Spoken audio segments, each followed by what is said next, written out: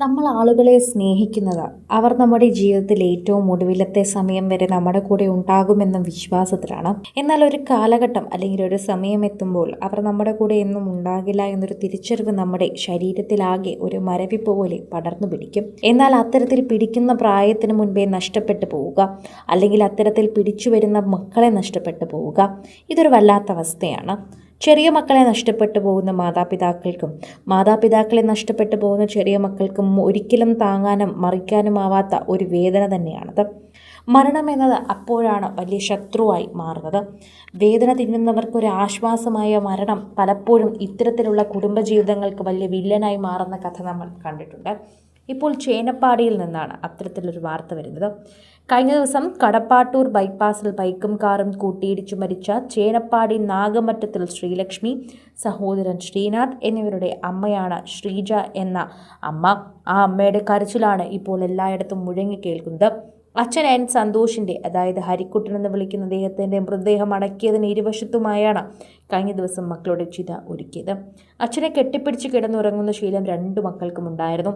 അമ്മ എത്രയൊക്കെ പഠിക്കാൻ പോകാനായി വിളിച്ച് എഴുന്നേൽപ്പിച്ചാലും അവിടെ നിന്ന് ഇറങ്ങി അച്ഛൻ്റെ അരികിലേക്ക് പോയി കിടക്കുന്ന മക്കളായിരുന്നു ശ്രീലക്ഷ്മിയും ശ്രീനാഥും.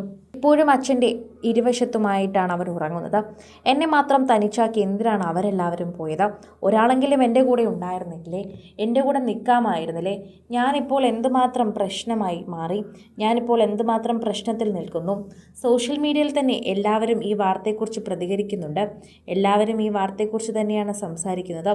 ആരാധകർ വളരെയധികം സ്നേഹത്തോടെയാണ് ഇതിനെക്കുറിച്ച് സംസാരിക്കുന്നതും ആരാധകർക്ക് വളരെയധികം സ്നേഹമുണ്ട് എന്ന് പറയുകയും ചെയ്യുന്നു. പ്രേക്ഷകർ ഇപ്പോൾ വളരെയധികം ചിന്തിക്കുന്നതും ഇതേ വാർത്തയെക്കുറിച്ചാണ് എന്ന് തന്നെ പറയാം. 2 വർഷം മുൻപ് രോഗബാധയെ തുടർന്നായിരുന്നു സന്തോഷിൻ്റെ മരണം.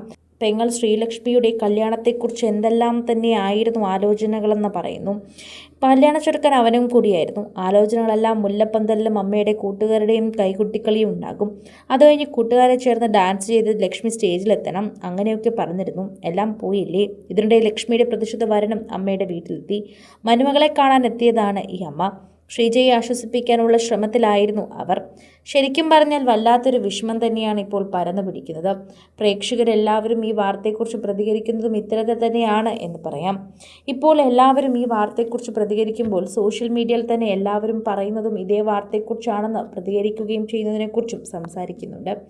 ആ അമ്മയുടെ കരച്ചിൽ എങ്ങനെ കേൾക്കാതിരിക്കാനാകും?